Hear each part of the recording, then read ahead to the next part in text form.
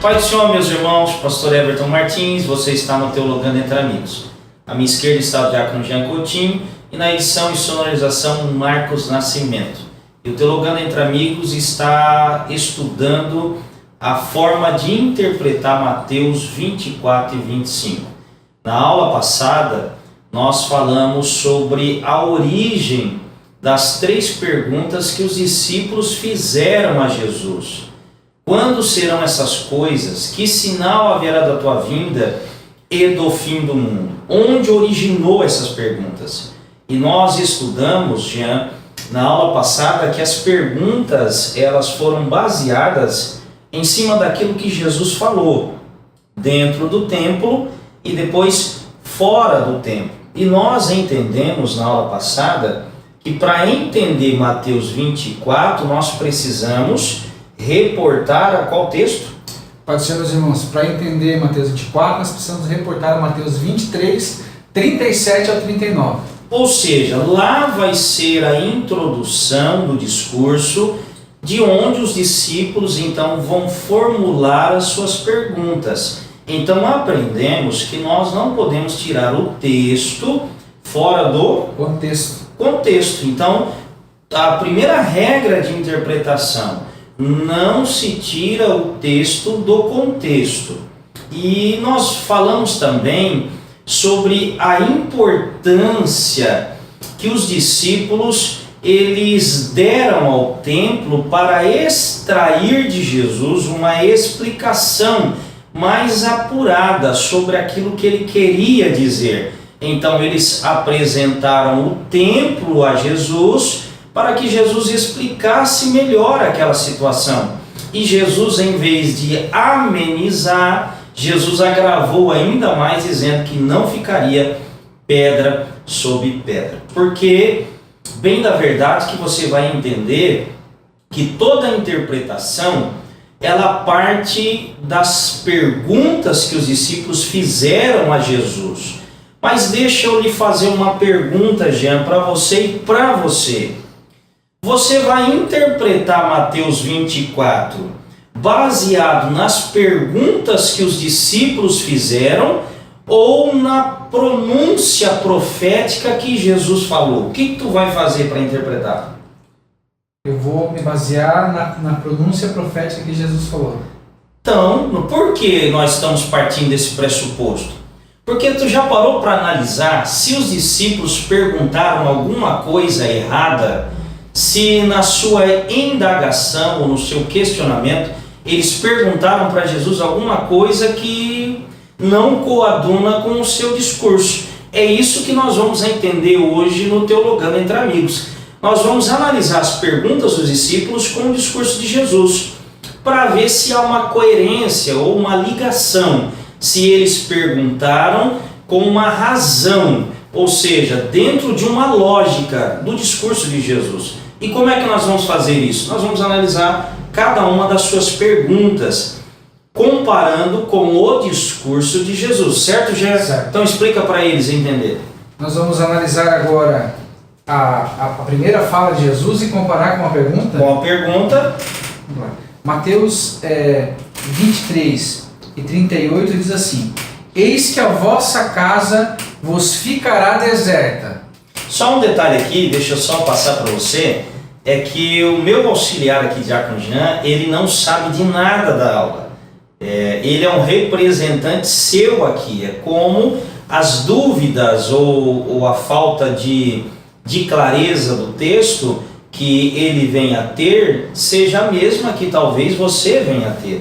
Então a nossa aula não tem nada combinado. Então tudo que eu falo, as perguntas que eu estou fazendo, ele está respondendo espontaneamente, tá bom? Então pode ser que o Jean venha falar alguma coisa que de repente ele não tem uma clareza sobre o assunto. É justamente isso o Teologando Entre Amigos, é para construir ideias, tá bom? Então só para você entender. Vamos lá, Jean. A primeira fala de Jesus diz assim: eis que a vossa casa vos ficará deserta. Beleza. Eles estão falando que a casa de Jerusalém, Jesus está falando que a casa de Jerusalém ficaria deserta. E baseado nisso, então ele está falando, Jerusalém e desolação.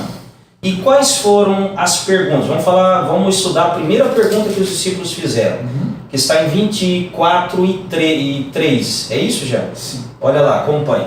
No Monte das Oliveiras, achava-se Jesus assentado quando se aproximaram dele os discípulos.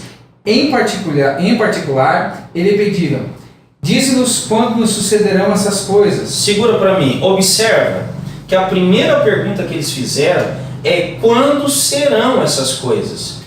Porque o primeiro discurso de Jesus foi sobre a desolação de Jerusalém. Ele disse que Jerusalém ficaria desolada.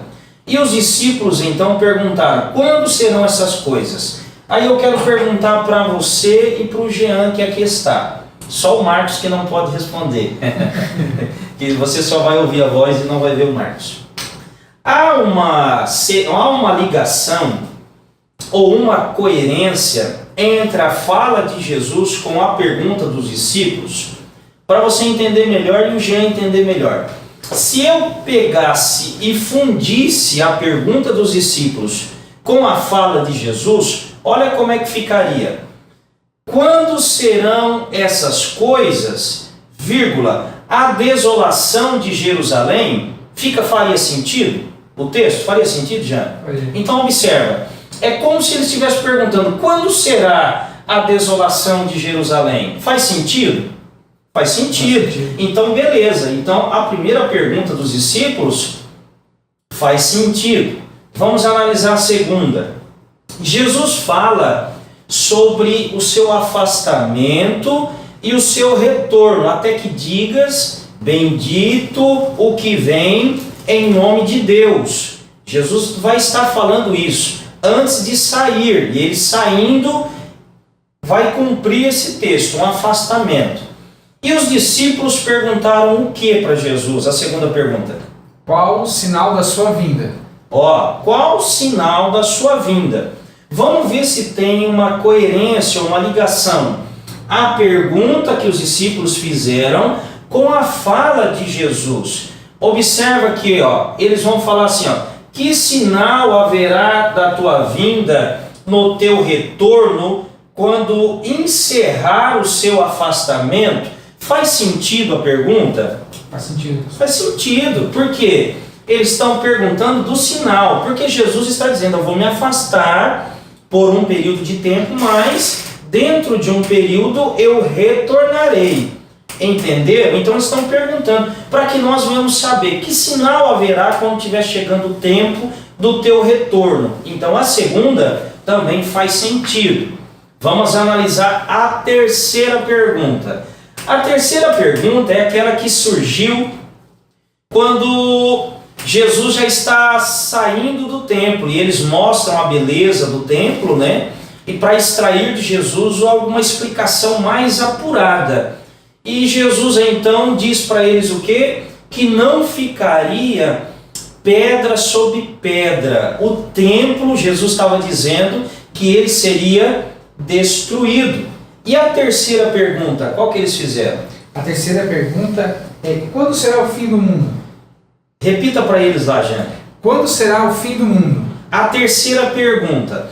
Jesus falou sobre o templo destruído e os discípulos perguntaram sobre o fim do mundo. Aí vamos tentar ver se há uma coerência dentro desse texto. Fim do mundo, destruição do templo. Faz sentido isso? Fim do mundo, destruição do templo. Parece que não faz muito sentido. Por que não faz? Vou explicar para você. Quando Jesus está falando não ficará pedra sobre pedra, Jesus está falando sobre o fim do templo? Sim ou não? Posso falar que é o fim do templo? O templo destruído é o fim dele? Se eu destruir uma casa, é o fim da casa? Se eu destruir a casa? Ela acabou ali. Acabou, então pode dizer que é o fim? É o fim dela. É o fim da casa. Então tudo que eu destruo é o fim. Está destruído, não é verdade? Então observa que até essa palavra aqui está correta. Então, quando Jesus está dizendo que o templo ficará destruído, o fim do templo, o fim é a destruição do templo. Faz sentido aqui? Faz sentido. Mas agora eu quero perguntar para você, aonde que está no texto que Jesus falou sobre o fim do mundo? Aonde que está dentro da narrativa de Mateus 23, 37, 39, 24, 1 ao 3, que Jesus vai falar sobre o fim do mundo? Jesus falou sobre o fim do mundo, Jean? Não. Não. De onde que eles tiraram isso?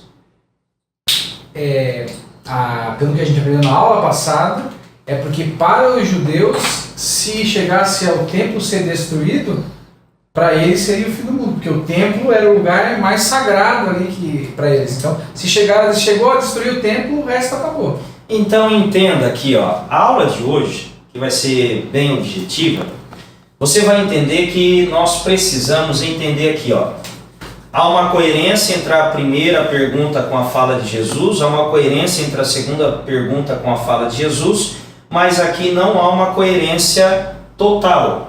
Mas há uma coerência parcial. Por quê? Eles, os discípulos, foi quem atribuíram o fim do mundo à destruição do templo. Mas Jesus falou sobre o fim do templo. Ele não falou sobre o fim do mundo. Então entenda, quando eu estudar a Bíblia, eu tenho que entender, Jesus não tem compromisso com a interpretação dos discípulos acerca da sua palavra. Jesus tem compromisso com a sua própria palavra. Então, por que isso é importante? Porque quando eu começar a interpretar agora Mateus 24, eu vou buscar algumas palavras-chave no texto, que não vão estar na interpretação dos discípulos, mas vão estar na fala de Jesus. Como, por exemplo, eu vou ter que procurar no texto a desolação de Jerusalém, eu vou ter que procurar no texto o sinal da vinda de Jesus, porque aqui está coerente, então eu posso procurar nas palavras também. Só que quando eu for procurar no texto a palavra-chave, eu não vou poder procurar o mundo, mas eu posso procurar algo sobre o fim. Isso sim. Então entenda, para nós concluirmos a aula, que o fim do mundo é interpretação dos discípulos, mas Jesus falou acerca do fim do templo. Amém? Você entendeu até aí? Entendeu, Jean? Então explica para eles, nós vamos terminar mais essa aula de hoje. Para que nós possamos entender e compreender o que o texto quer dizer, nós precisamos analisar a fala de Jesus sempre, não a fala dos discípulos, porque a fala dos discípulos é uma interpretação pessoal deles que eles estão expondo naquele momento. Lembrando que quando eles se aproximam de Jesus, eles estão fazendo uma pergunta. E quando tem uma pergunta é porque está baseada, sendo construída em cima de falta de conhecimento. Então, eu não posso estudar Mateus só olhando para as perguntas dos discípulos, porque nela contém um erro de interpretação. Mas eu tenho que pegar as perguntas e comparar com a fala de Jesus para que eu possa fazer uma interpretação correta. Teologando entre amigos, encerramos mais esta aula e na aula seguinte nós já vamos começar a interpretar Mateus 24. Depois desta rápida introdução, inscreva-se no canal, deixe o seu like, o seu comentário, ative o sininho aí para que quando nós postarmos os vídeos você vai ser notificado, tá certo? É isso, Jean? É isso aí, pastor. Deus abençoe. Espero que vocês tenham aprendido assim como eu aprendi. Que Deus abençoe, teologando entre amigos. Até a próxima aula.